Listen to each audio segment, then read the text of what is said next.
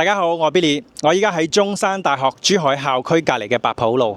今日嘅主題係想同大家講一講唐家灣嘅任督二脈。咁喺我正前方大概500米位置就係香山隧道，已經通咗車大半個月㗎啦。住喺唐家灣片區嘅居民呢，亦都親身切地咁感受到佢帶嚟嘅便利。不論我哋去香洲或者去橫琴呢，縮短嘅車程大概都有10分鐘嘅。香山隧道就係唐家灣任督二脈嘅其中一脈啦。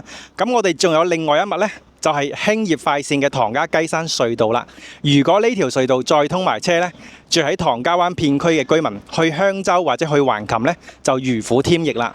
咁喺我正前方呢個十字路口嘅位置呢，就有興業快線唐家雞山隧道嘅入口。就呢個十字路口，大家望一望喺對面，路牌係未掛上去嘅。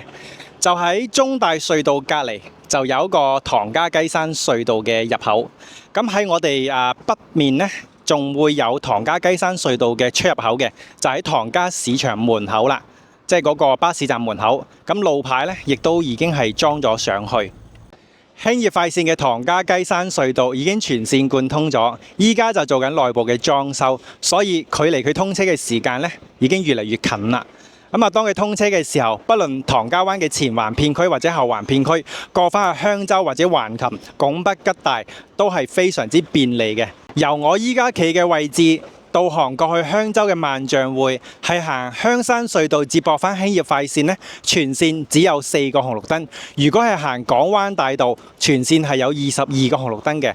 如果當興業快線嘅唐家雞山隧道再通埋車呢，我哋會更加便利。所以唐家灣嘅任督二脈就係香山隧道同埋興業快線嘅唐家雞山隧道，佢哋對於唐家灣嚟講都至關重要。喺唐家灣過返去香洲橫琴近咗嘅同時呢，其實同樣地，大家過返嚟唐家灣亦都係便利咗好多。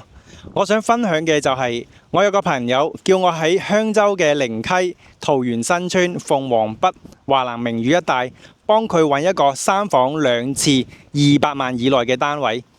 哇！我真係揾到部電腦出晒煙都揾唔到一個啱佢心水嘅，因為點解呢？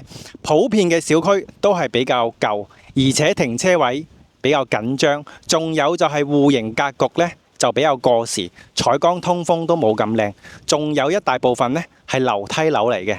但係如果佢用200萬嘅預算喺唐家灣呢，咁就唔同玩法啦。呢度可以買到啲乜呢？3房2廁、南北通、雙露台、電梯樓、小區大泳池，仲有出咗門之後就有一條5.8公里嘅情侶路。呢條5.8公里嘅情侶路真係不得了，由中山大學嘅唐家灣沙灘開始行到去綠楊灣沙灘，足足5.8公里。咁就有2個沙灘、2個公園，而且喺海邊係有足球場、籃球場、網球場、乒乓球場，仲有露營地嘅。呢啲環境你去邊度揾？所以我建議佢，如果係想用呢一個價錢喺香洲置業嘅話，不妨過嚟唐家灣睇一睇，因為我哋呢邊依家嘅單價真係好平，而且有好多筍盤。所以當你如果想喺香洲置業嘅同時，歡迎大家過嚟唐家灣睇一睇，呢邊嘅樓齡更加新，戶型更加靚，同樣地環境更加冇得輸，所以唐家灣值得你擁有。我哋下一期再見，拜拜。